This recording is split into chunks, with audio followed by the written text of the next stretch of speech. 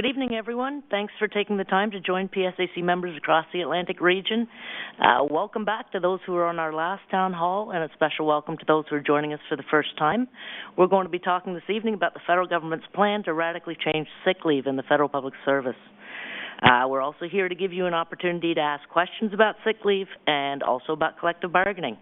My name is Gabby Levesque. I'm the PSAC's Atlantic Regional Coordinator, and I'll be hosting tonight's telephone town hall meeting, and it's a real pleasure to be here. For those of you who haven't participated in a telephone town hall before, this call is a mix between one big conference call, and it's kind of like a radio talk show. It gives us an opportunity to talk to you and for you to ask your questions and, of course, to give us your opinions. And just like a talk show, you'll be able to ask your questions live on air.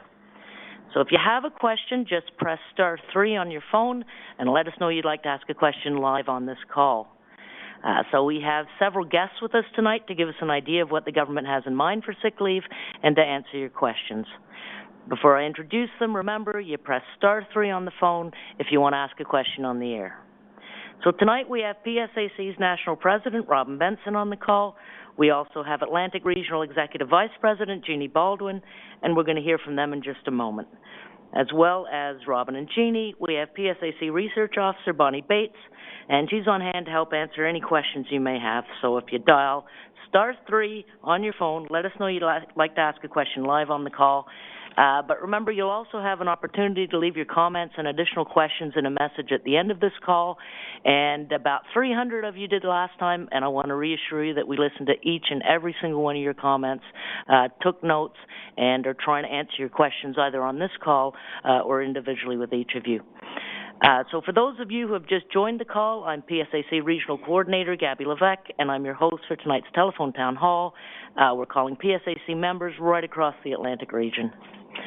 So currently we have about 1,400 people on the call, which is wonderful.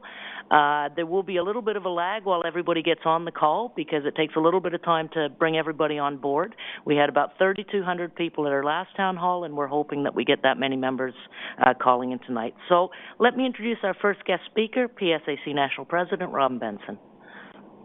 Hi, everyone, and thanks so very much for taking time to be on our call. It's exciting in the first few minutes of the dial-up that there's already 1,400, and I hope, thousands more join us. So as Gabby mentioned, the main topic for our call tonight is sick leave in the federal public service. However, I do want to acknowledge that we have members on the line who work for other employers, not just Treasury Board. So the question I think that is on everybody's mind is how does the Conservative government's plans for sick leave, how are they going to affect you? Well, we know that the government is determined to try to take away as many of our negotiated benefits as possible. That's the example that they're setting for other employers. So whether you're with Treasury Board or not, you'll know that this government is heading down a path that they believe other employers will head down as well. The government's last budget bill, C4, seriously watered down health and safety protection under the Canada Labour Code. Now at least 1 million workers in the federal, private, and public sectors are more at risk than ever when they're at work. Government MPs, including the Minister of Labour, have supported private members' bills such as C525, which is actually aimed at making it harder for us to organize workers and easier to decertify. Government ministers regularly make comments putting down the role of unions and unionized workers. This government is continually seeking a message sending a message that it's okay for employers to go after workers and the salaries and the benefits that's been negotiated in their collective agreements. So it's important that we stand together when any employer tries to take away our hard-earned benefits. It's important that we stand together for decent working conditions and a good balance between our work and personal lives. Sick leave plays an important role in that work-life balance. That's why we'll be fighting for it. So sisters and brothers, I thank you once again for being on the call and look forward to your questions. Gabby? Thanks, Robin. So let's introduce our next guest speakers. We have PSAC Regional Executive Vice President for the Atlantic, Jeannie Baldwin. So, Jeannie, what can you tell us about what the federal government's plans are to reduce sick leave in the federal public service? Thanks, Gabby, and thanks everyone for participating in this telephone town hall tonight. I'll be spending some time talking with you about the Conservative government's plan for sick leave in the federal public service. This information is based on government communiques. While Treasury Board served us with a notice to bargain at the end of February for some groups, negotiations have not begun, and we have not been presented with their actual plan for sick leave. Here's what we know so far. The government wants to get rid of our current sick leave system and introduce a short-term disability plan instead. They want to overhaul the long-term disability plan and integrate it with a short-term disability plan. They want this new system to be in place by July 2016. This year, they would start the contract process to choose an outside provider for the short-term disability plan and an overhaul on the long-term disability plan, and they would award the contract in 2015. Treasury Board wants all employees to be put on the new system of sick leave, both unionized and excluded employees. The government also wants to eventually include separate employers in the short-term and long-term disability plans. Treasury Board says its proposals are based on the belief that work is good for health, so that gives you an idea of the employer's approach. While Treasury Board may claim that this new strategy is about employee wellness, it's really about restricting access to leave, reducing the number of sick leave and disability claims, and contracting out the administration of sick leave and disability insurance. Most of all, it's about cost cutting. They want to cut costs by reducing the use of sick leave, by reducing the amount of paid leave and salary replacement, and by shortening periods of leave. They also want to cut costs through more aggressive case management. In other words, getting members back to work faster, ready or not. We know this because Treasury Board recently issued a tender for a sick leave consultant. It's saying or says that the winning bidder should have a proven track record of success in reducing sick leave claims. Many of our members have already experienced just how badly insurance companies treat our sick and injured members. We also know the government wants more control over the use of sick leave as a way to manage what says in its high absenteeism. But ironically, by contracting out, they will be turning control over to an outside company to manage sick leave, disability, and return to work. We know the current sick leave system isn't perfect. Some employees do not have access to sick leave they need, but there are always ways to address these concerns without reducing everyone's sick leave. Gabby, do you want to take a moment to remind our callers how they can ask a question on the line? Thanks, Jeannie.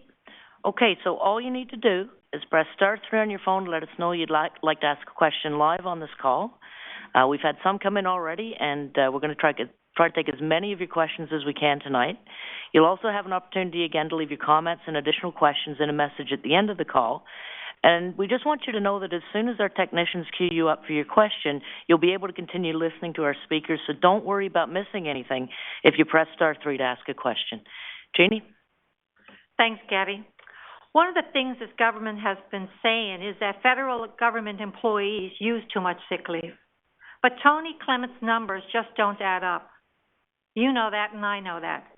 He's been saying the average federal public sector worker takes 18 days of sick leave a year, but he has never come clean on where this number came from.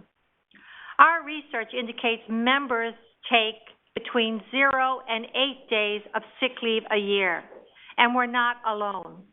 In February, the Parliamentary Budget Officer issued a report on sick leave in the federal public sector. That report criticized Treasury Board for including injury on duty leave and disability leave and mixed leave, paid and unpaid leave, in order to inflate the numbers. The report concluded that the average number of paid sick days taken was 11.5, not the 18 Clement claimed. It also turns out the difference between the public and private sector is only 1 day, not the huge gap this government has been claiming. An honest comparison of public and private sector sick leave points to problems in the private sector. Many private sector workers aren't paid when they're sick, so they're not counted as being on sick leave. Statistics Canada reports that once gender and age and unionization are taken into account, there's little difference between sick leave rates in the public and private sectors. Treasury Board also talks about rising absenteeism. If managers suspect that some employees are abusing their sick leave, they already have the tools to deal with these individual cases. They approve our members' leave requests in the first place. They have the ability to ask for doctor's notes for illnesses longer than just a few days. The current sick leave system doesn't need to be changed to deal with suspected cases of absenteeism. This is a management problem. Besides, workers shouldn't be going to work when they're sick. It slows down recovery, puts co-workers at risk of illness, and undermines their ability to deliver vital services. And frontline workers who are sick on the job risk infecting the Canadians that they serve. So how do we go about protecting our sick leave? Our current system is negotiated. That means Treasury Board can only change it through collective bargaining. Sick leave is one of the reasons the next round of bargaining is so important. It is also why it's going to be so important for every member to be involved in the bargaining process. We have a role to play, and that is standing up for sick leave. First, we need to all stand strong behind our bargaining team. Over the next few weeks and months, you will be notified of membership meetings and other events related to bargaining. It is important that we all participate and encourage our coworkers to do the same. We need to speak to others about the issue, including family and friends. The current government keeps talking about how we are overpaid and how we abuse sick leave and other negotiated rights. We know this is not true. We need to counter this in every way we can. We are on this call this evening to hear your concerns about the issue and get your ideas for how we can defend our sick leave. Back to you, Gabby. Thanks, Jeannie. That was PSAC Regional Executive Vice President for the Atlantic, Jeannie Baldwin. You can ask your questions live on air during the telephone town hall. All you have to do is press *3 on your phone. For those of you just joining us, welcome to this telephone town hall. It's aimed at giving you information you need about the federal government's plans for sick leave. Right now, we're being joined on the call by thousands of PSAC members from across the Atlantic region.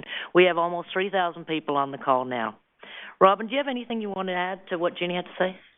Yeah, I do, and thanks, Gabby. I just would like to add that our Treasury Board bargaining teams are meeting all next week to finalize their demands. And we're going to be taking a proactive position, and we're putting forward demands to deal with issues in the workplace that our members have raised. And of course, we're going to be fighting for our sick leave. As many of you on the call may know, we just signed a new agreement with the Public Service Health Care Plan earlier this week. You should know that the discussions about the plan are done as a partners committee.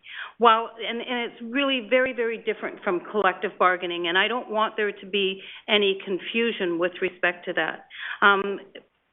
Regardless of, the situation that we found ourselves in, the Partners Committee was able to make changes in spite of the government's threat to legislate. But once again, I clearly want to articulate that the Partners Committee and the deal that we got for the health care plan has nothing to do with collective bargaining. Collective bargaining will start in earnest next week, if you will, when our teams come in to go through the demands, to look at priorities, and to prepare themselves to represent you to the best of their ability. So, Gabby, I think we should maybe look at some polls or something. Thanks, Robin. We're going to be going to your questions live in just a couple of minutes. But before we go to the questions, we have the ability on telephone town halls to ask questions. Well, we've got thousands of members on the call, and these questions give us information and help us better understand your concerns. We did them last time, and I think people enjoyed them. So we're going to do a really quick poll right now. So our first poll is about sick leave usage, and what we want to know is how much sick leave do you take in average year? So not in a particularly bad year, a good year, but in an average year over your career, how much sick leave do you take? So what you need to do is press 1 if you take between 0 and 3 days. Press 2 if you take between 4 to 8 days. Press 3 if you take between 9 and 14 days. And press 4 if you take 15 days or more. So again, your options are press 1 if you take between 0 and 3, press 2 if you take between 4 and 8, press 3 if you take between 9 and 14, and press 4 if you take 15 days or more. So thanks a lot for doing that. Remember, you can ask a question by pressing *3, and we're going to go to our first caller. So we have Lise from Cap Pelé. Lise, go ahead. My question is, are we going to be able to keep our leave that we've got already banked? Well, Lise, I'm telling you, we're going to be able to keep what's in our collective agreement. With the support of all of the membership and the fight that I believe we all have within us, we're going to keep our sick leave provisions that are contained within our collective, and thus, sister, you're going to keep your sick leave banks. So the answer to that is yes, with the help from each and every member of the PSAC. Gabby? Thank you, Robin. I think we'll take another caller. We've got Dean from Lawrencetown. Dean, if you're there, if you could go ahead. To hear about the government plans as it relates to wanting to take away our sick leave, it is certainly very concerning, that's for sure. But as I'm sitting here and I'm listening to the information that my union leaders are providing, I'm hearing a lot of information that I already know, or information that I feel I don't need to be told, but is information that needs to be told as part of a bargaining or as part of a conversation with my employer, not for me. I was also somewhat confused by this need to take a poll at this time. I'm not sure what the point of that was. And nor did I participate in that. You're talking about the next round of bargaining and the need to do more than talking. I certainly agree with that. I can't remember the last time that I can feel confident in saying that my union has actually won a battle with the government. It seems that we tend to take what is offered. Removal of severance, that sort of thing, simply with the threat of putting something into legislation. The union seems comfortable in saying, well, what else could we do? So what I'm asking is, what is the action plan? I mean, talk is cheap. Saying the lady that just asked about, am I going to be able to keep my leave that's accumulated?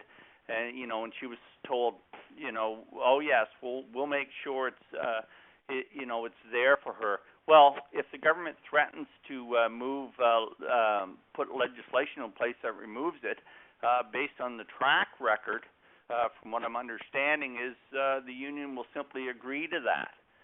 Okay. So I would like to understand a little bit more of what a plan is, what the actions are going to be, not just talk. Okay, so you've got a question, I think, for the national president. Robin?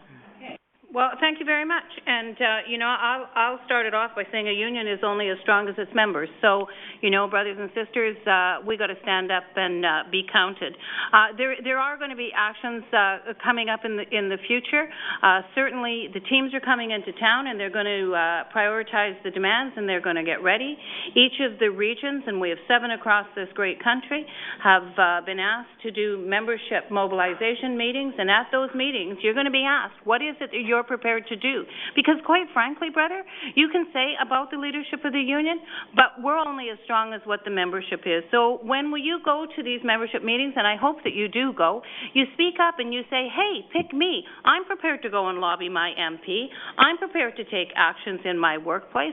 I'm prepared to write letters. I'm prepared to do op-eds. I'm prepared to stand shoulder to shoulder to shoulder with other union members, whether they're public sector unions or they're private sector unions, because we're all in the fight of our lives against this particular government. So, brother, I think that there's a lot that we can do and a lot that we should do, but a lot that our members have to say that they're ready and willing to do. Gabby? Thanks, Robin. Before we go to another question, I'm just going to give you the results of our last poll. So the whole point of having a town hall is to give you information on stuff that you may not know. I'm going to tell you something you already know. Yeah, here's the result of the poll, and I think you're going to find this is the same results you'd get across our membership. 27% of you say you take between 0 and 3 days in an average year of sick leave. 56% of you say you take between 4 to 8 days. Only 16% of you take between 9 and 14 days, and we have 1% taking 15 days or more, and I can guarantee that those are special circumstances, and those are the percentages that are being rolled into the government numbers that end up with the inflated statistics you're seeing from Tony Clement. So again, 27% between 0 and 3, and 56% between 4 and 8. Robin? You know, brothers and sisters, this is exactly what I have been saying for a year in the press, at all media, is that our members do not abuse sick leave. So now I have cold, hard facts. The brother who asked the previous question is, why do the poll and I didn't do the poll? Well, I wish you had, brother, because, you know, this proves that this government is incorrect. It gives me solid figures for the next time I go to see a reporter, the next time I'm on radio, the next time I'm on TV, to say this is what our membership has said. This is the usage that they have, and that certainly this government has been wrong all along. Okay, we have a question from Barbara in Dartmouth. Barbara, if you're on the line, if you could go ahead. Hi. I have a quick question. The last time we went to the table, I'm in the PA group, I'm an AS, and everything was resolved 5 months prior to the contract expiring. It was negotiated like in November, which was 8 months prior to the contract, and then everybody signed everything off in February 1st, 5 months prior to the contract. And I'm just wondering, like I've been in for 32 years, and I've never seen, you know, that done before, and I'm hoping that that may be the case again this time around. Am I hoping too much? Okay, so I'm going to ask maybe Bonnie Bates to help you out with this one, because that's a bit of a process question on how negotiations work. Bonnie? Thank you, Gabby, and thank you, sister. Thank you for your question. I mean, every round is different, but this round is really important. As Robin and Jeannie have pointed out, we're facing a big foe in terms of the specter of sick leave. So, you know, certainly process and making sure that members are included is really important. The process started last year with the call for input. We received a lot of input. We're still, preparing it all for the teams to look at next week. The teams are not restricted in the number of demands we can take to the table. So part of our strategy, a number of you have been asking strategy questions, like what's our strategy for this round of bargaining? Part of our strategy is going in with a very, very big kit of demands. We want to keep that employer working for a long time at the table.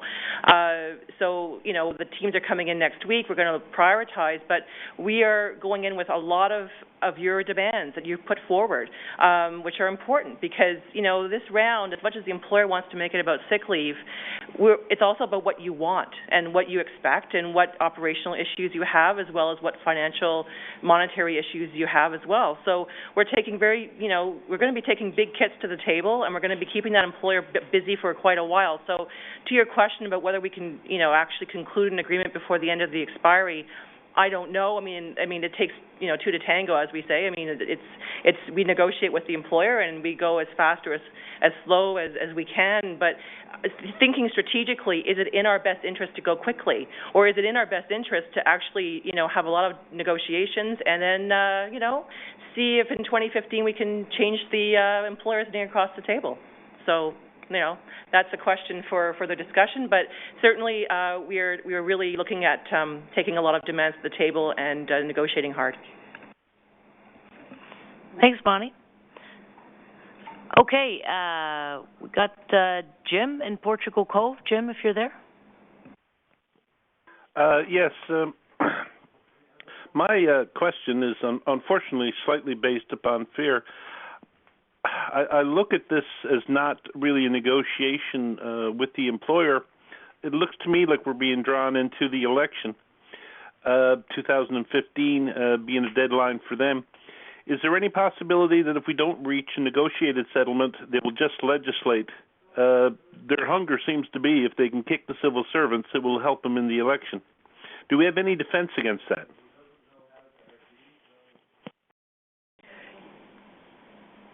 Jeannie?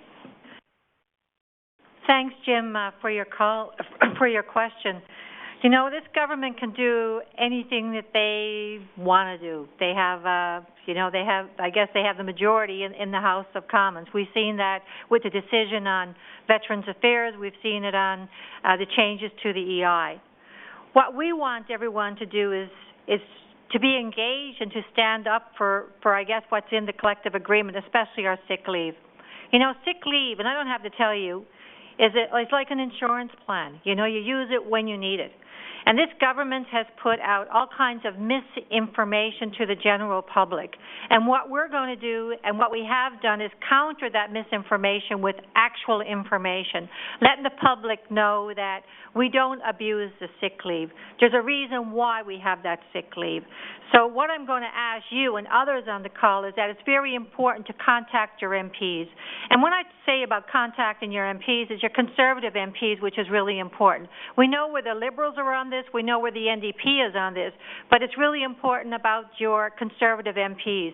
And we have to make sure that they're accountable. And if they don't meet with you, then make sure that you find the opportunity to approach them or to make them meet with you, because we have tried several times to meet with Conservative MPs in the Atlantic region. We found it very difficult. They refused. But what's going to happen is that we're going to go to public forums where our MPs are going to be, and they're not going to like the answer that we as federal government workers are going to say to them about our sick leave, because our sick leave is important. It's not only about us, it's about our families as well. So I hope I've answered that question for you. Thanks, Jeannie. Before we go to some more questions, why don't we try to do another quick poll? So this is one about whether or not you've ever worked while you've been sick, because, one of the issues around the sick leave is with the government's plans on taking away sick leave, it's encouraging people to go to work sick. Not a good thing for anybody. So if you listen to the four options, if you could press 1 if you've had to come to work sick because you'd run out of sick leave. Okay, so if you've run out of sick leave, had to go to work sick because you've had no choice, press 1. Press 2 if you've come to work sick because of workload pressures. Okay, so you had sick leave, but you didn't take it because you felt, I just can't take a sick day, I got to get to work. Press 2. Press 3 if you've come to work sick for both of these reasons. Press 4 if you've never come to work sick. Okay, so press 1 if you've had to come into work sick because you've run out of leave. Press 2 if you've come to work sick because you felt the pressure of work. Press 3 if you've come to work sick for both of these reasons. And press 4 if you've never come to work sick. Okay, and we'll get to the result of that really shortly. Don't forget, you can get in line to ask a question by pressing *3 on your phone. So now we have a question from Patrick in Dieppe. Patrick? Hi, I'm just wondering, I'm an AME-TI, and we've sent letters. We fought for our rights as to get equal pay for like our pilot friends, but I'm wondering, it didn't seem to really work all that well, and I'm wondering if it wouldn't be better if we, as a union, and talk to all the unions across the country and walk out of work and give a real message. Sending letters didn't seem to work for me. We didn't fix the problem. I thought if we all got together and sent a message, it would be a lot better. Just wondering your opinion on this. Yep, Patrick, hi, it's Robin. Certainly, I have been talking to all of the unions. There are 17 bargaining agents, 17 unions in the National Joint Council, of which I'm a part, and we've had many discussions about the clawbacks and about the government's actions. We signed a solidarity statement a couple of weeks ago, maybe 3 weeks ago or so, where we will all stay together. We will fight this government, and we will not allow clawbacks within our collective agreements, and we won't concession bargain.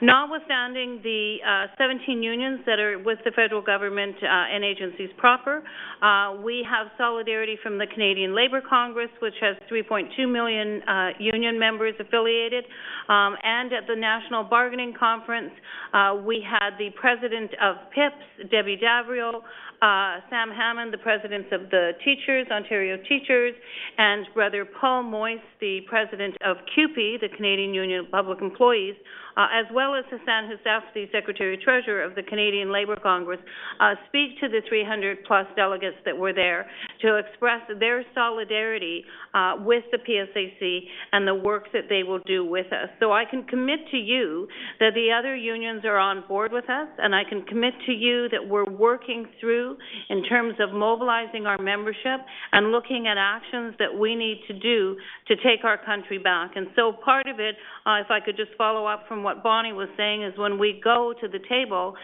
with all of the demands that we've received from our locals, the employer has an obligation to discuss all of those demands because it's in their own legislation. So we will use their own legislation to ensure that we achieve a fair collective agreement for our members. Thanks, Robin. Okay, I got the result of the poll, and this is really interesting. 5% of you said that you've had to come to work sick because you ran out of sick leave. And that tells you right there that Tony Clement's figures are wrong, because it wouldn't be 5%, it'd be 100% if you were all taking 18 days a year. Only 5% of you actually run out of sick leave, so right there, you know the figures are wrong. 71% of you, 71% of you have come to work sick because you felt the pressure of work. And I think that speaks volumes to the comments you've been hearing in the media from Tony Clement about our members not being dedicated and not being there in the service of the public. 12% of you have come to work sick for both of these reasons. Okay, so we're at 88% of you have come to work because you feel the pressures of the work, the responsibilities of the workplace, and only 5% had run out of sick leave. 12% of you said you've never come to work sick. And to me, not wanting to infect the rest of the Canadian public shows you're a pretty darn good worker as well. So thank you for taking that poll. We've got a question from, where am I? Parker in Dartmouth, if he's there. Yep, I'm here. Okay, so I just want to preface my question. It's got to do with the 18 and 11-day discrepancy. One of your strategies, and from what I'm understanding from this telephone call, is you are looking for questions but also strategies on how to move forward. With Clement throwing out the 18-day number and the report, I forget the name of the author of the report that you had mentioned earlier, saying 11. The government is contradicting itself. But your strategy, from what I heard, was you were going to take this to public forum meetings with MPs and try to challenge them in public. Well, if you look at how well that worked for the veterans, it's a good way to get a little bit of noise in the press.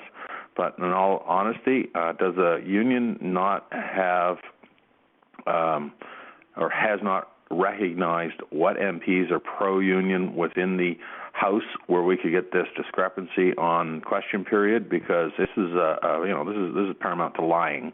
If one number is being said by a minister and another number by someone who has done the research and reported to government on government's behalf.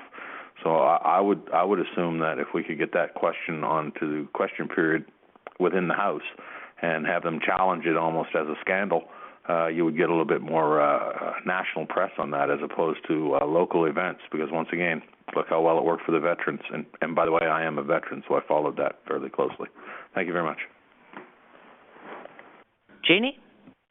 Thanks for your question. And just another thing I just want to say is that we've done some really great work around the veterans, and we continue to do that work around the veterans.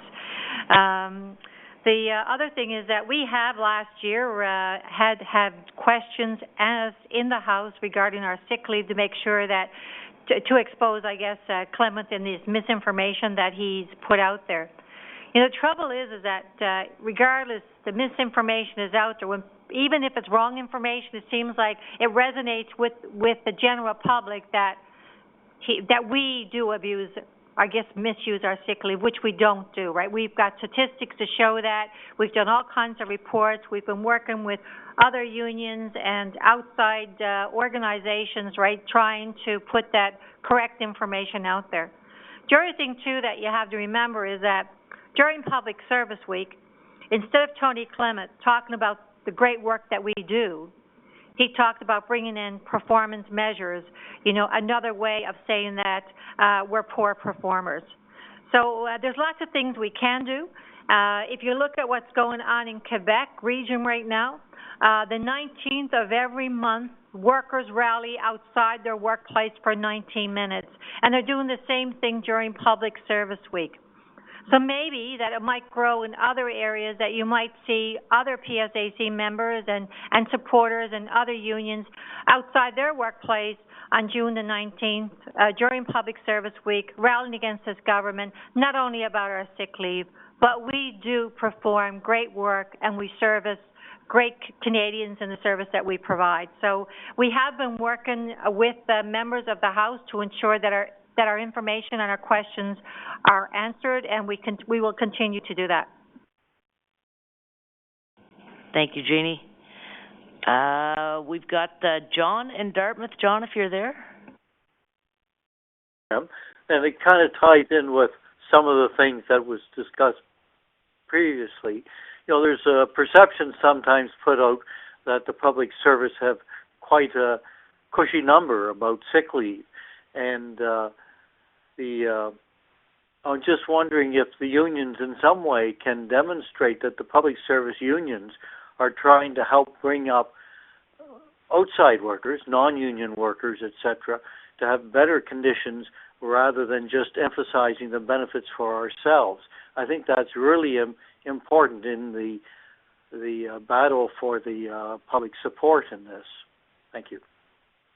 Hi, John. It's Robin, and thank you very much for your comments, because, what I've been saying since I've been elected and since this Harper government has started to attack us is that this isn't a race to the bottom, and this is about raising the bar. And when you raise the bar, it's not just for public sector workers, it's for all workers, whether they're unionized or not, which Mr. Clement and I have personally had discussions about. We've personally had discussions about the need for sick leave for new employees, for example, or young employees where something catastrophic happens to them and they don't have enough sick leave in the bank. And so this will be the spin that he puts on it when he's talking to the public, is that the big bad union boss, Robin Benson, doesn't want to look after new employees and or young employees who may not have enough sick leave in the bank. And I can, trust me, I have expressed it to him and I will express it to others, is that there are ways to do that. There are ways. I gladly told him I would negotiate with him enhancements to the sick leave. I would make provisions for new employees, young workers, and I asked him to clearly articulate to me what was wrong with our system now, and he hasn't been able to do that. So for us, it's about not the race to the bottom. It's about raising the bar, and it's about ensuring that all Canadians have sick leave and all Canadians have benefits. This isn't just about the 1%. So I'll turn it back over to Gabby.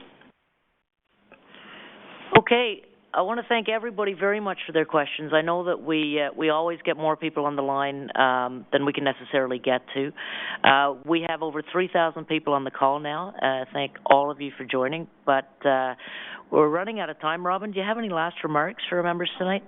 Of course I do. Thank you so much for asking me, Gabby. There's been a lot of really good discussion and questions tonight. I truly, truly appreciate that. And I want to thank you all for coming on this call and taking time out of your busy schedule to find out what the government's plans are for the sick leave. And more specifically, I want to thank you for telling us about your concerns on this and other issues, because we've talked about questions in the House, and we've talked about veterans, and we've talked about sick leave and collective bargaining, and the list goes on. And so I really appreciate the opportunity to speak with so many of you. And I want to especially thank the Atlantic Regional Executive Vice President, Sister Jeannie Baldwin, for hosting this town hall tonight, and of course our research officer, Bonnie Bates, for being with us to help to answer your questions. This is the time, sisters and brothers, that we need to stand up. We need to stand up and we need to fight this government, and we need to stand up and fight against any clawbacks in our collective agreement, including sick leave.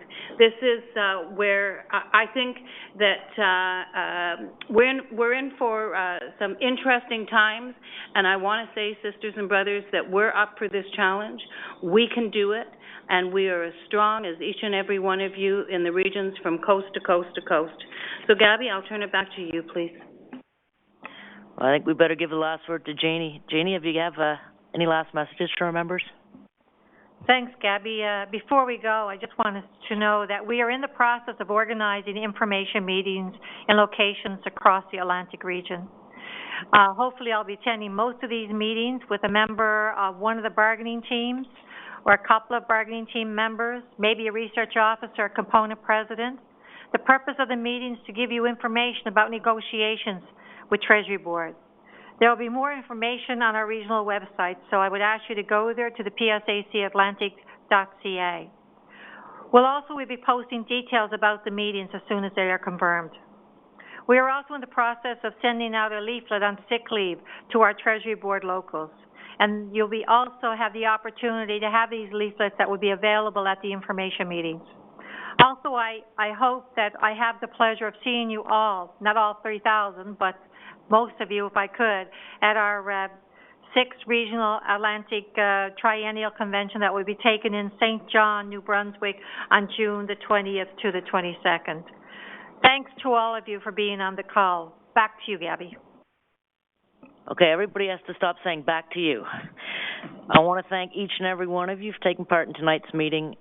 We really appreciate this opportunity to be able to speak with the members and to be able to hear our members' concerns. If you want to take an extra minute, leave us a personal message or a question after the call ends. We very much appreciate it, and I do guarantee that we listen to and transcribe each and every one of them. We'll be doing this again, so thank you very much for calling in.